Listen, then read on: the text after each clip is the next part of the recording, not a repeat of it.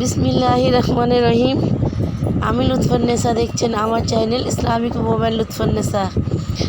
আজকে আজকে একটা রবিবার। আজকের আমি একটা নতুন ব্লগ নিয়ে চলে এসেছি। আর আমার সকালের কাজ হয়ে গেছে।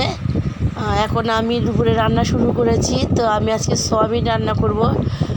একদমই সহজ পদ্ধতিতে সুন্দর করে রান্না করব।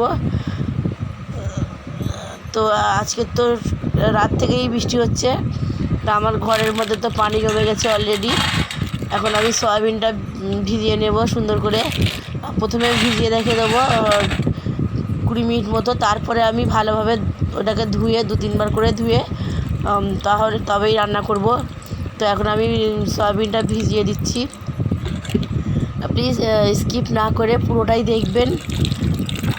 আর যদি ভালো লাগে তাহলে সাবস্ক্রাইব করে পাশের বেল আইকনটা বাজিয়ে দেবেন, যাতে আমার দেওয়া ভিডিওগুলোর নোটিফিকেশন আপনাদের কাছে যেতে পারে। আর যদি আরও বেশি ভালো লাগে বা আমার কথাটা যদি শুনতে ভালো লাগে বা দেখতে ইচ্ছে করে আমার ভিডিওটা, তাহলে প্লিজ একটা লাইক দিয়ে আমাকে কমেন্টের মধ্যে জানাবেন। আর এখানে ছোলা ভিজিয়ে দিয়েছি, সন্ধ্যের নাস্তার জন্য রান্না হবে। আর ভাতটাও বসিয়ে দেওয়া হয়ে গেছে। তো এখন আমি ভাবছি একটু নাড়াচাড়া করে চুলাটা জ্বালিয়ে নেব। আর এই তো বৃষ্টি হচ্ছে, রাত থেকেই একটানা বৃষ্টি হচ্ছে। একদম বাইরে বার হওয়ার কোনো উপায় নেই। ঠিক আছে, আমি এখন রান্নাটা করে নিই। তো আমি কড়াই বসিয়ে দিয়েছি আর তেল দিয়ে দিচ্ছি। এখন আমার তেলটা শেষ পর্যায়ে, আমার তেল ঢালা হয়নি। তো যতটা আছে আমার হয়ে যাবে। রিফাইন তেল তো, তাই জন্য কিন্তু দেখা যাচ্ছে না, কিন্তু আমি দিয়েছি যথেষ্ট পরিমাণ। তো আমি এখানে প্রথমে সয়াবিনটা ভালোভাবে ভেজে নেব। একটু হলুদ গুঁড়ো আর লবণ দিয়ে আমি সয়াবিনটা ভেজে নেব।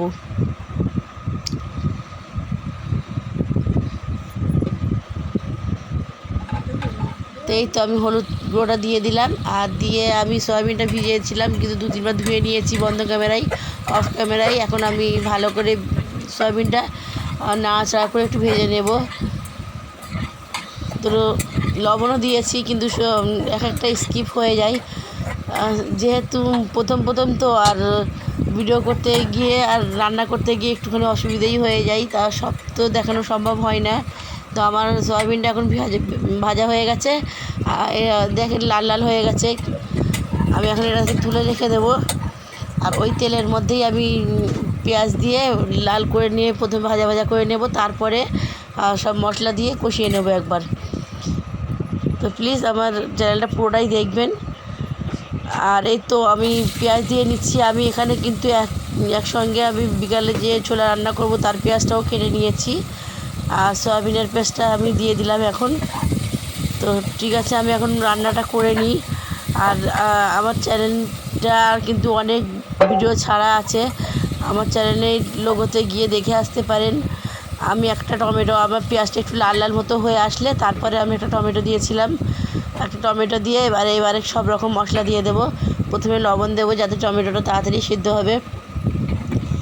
তো লবণ দেওয়ার পরে আমি একে একে হলুদ গুঁড়ো, লঙ্কার গুঁড়ো, জিরের গুঁড়ো, ধনের গুঁড়ো সব কিছুই দিয়ে নেব। দিয়ে ভালোভাবে একটুখানি অল্প পরিমাণ জল দিয়ে ভিজিয়ে দেব,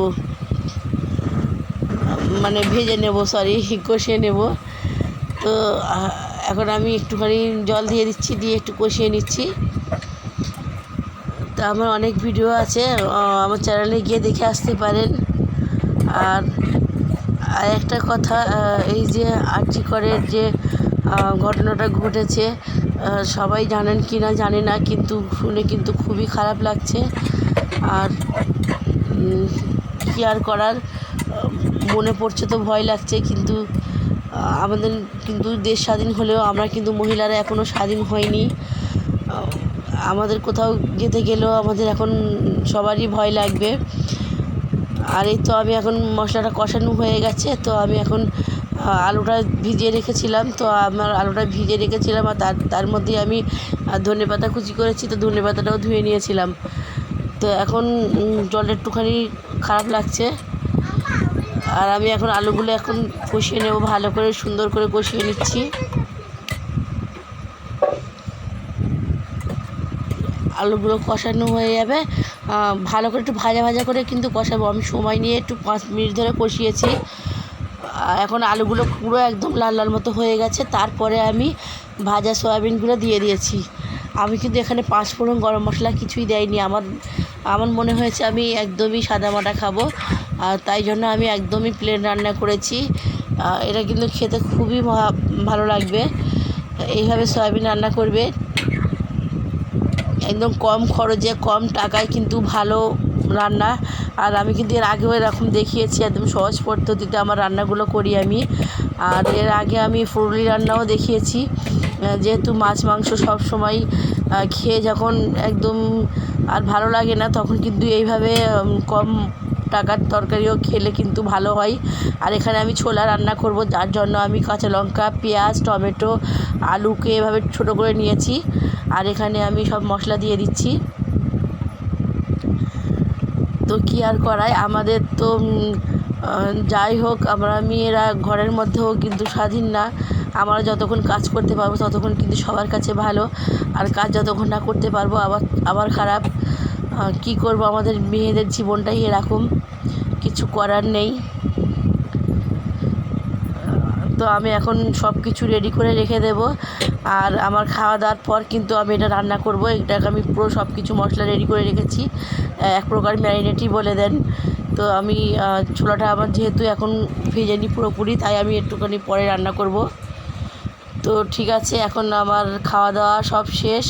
আমার ওই ক্লিপটা হারিয়ে গেছে, বুঝতে পারছি না কী হয়েছে। খাওয়ার ক্লিপটা যেটা আমরা খেয়েছিলাম, সয়াবিনের পুরো রান্নাটা। তো ঠিক আছে, এখন আমি ছোলাটা রান্না করে নিচ্ছি। দেখতেই পেলেন আমি এখন বিকাল হয়ে গেছে, বিকালে এখন রান্নাটা করছি। ছোলাটা রান্না বসিয়ে দিয়েছি। যে জাস্ট ছোলাটা দিয়ে, সব তো মশলা দেওয়াই ছিল, ছোলাটা দিয়েছি, দিয়ে একটুখানি না একটু বেশি পরিমাণেরই জল দিয়েছি, দিয়ে আমি বসিয়ে দিয়েছি। দিয়ে এখন আমি বিকালের কাজগুলো করে নেব। তো আমি কাজের ফাঁকে ফাঁকে কিন্তু একবার করে ছোলা রান্নাটা এসে নাড়াচাড়া করে নিচ্ছি, কষিয়ে নিচ্ছি একবার করে। তো এই ছোলা রান্নার এই জলটা কিন্তু একটুখানি শুকিয়ে যাওয়ার পর আবার কিন্তু আমি একটু জল দিয়েছিলাম, দিয়ে আর আঁচটা হালকা করে দিয়েছিলাম। তো এই তো বিকেলে এখন বাচ্চারা খেলা করছে।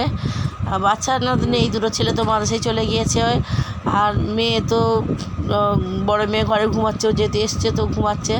তো ছোটোরা এখন অন্য ওর বাড়ির বাচ্চাদের নিয়ে এসে খেলা করছে। তো এই তো সন্ধ্যার সময় আমাদের এখন নাস্তাটা খেয়ে নিচ্ছি আমরা। তো এই দেখেন, ছোলা রান্না কিন্তু খুব সুন্দর হয়েছিল, একদমই সহজ পদ্ধতিতে রান্না, কিন্তু খেতে কিন্তু খুবই মজা। তো আমরা এখন ছোলা রান্নাটা খেয়ে নিই, আর এখানে আমি শেষ করছি। প্লিজ ভালো লাগলে আমাকে কমেন্টের মধ্যে জানাবেন, আর একটা লাইক দিয়ে দেবেন। আসসালামু আলাইকুম ওয়া রাহমাতুল্লাহি ওয়া বারাকাতুহু।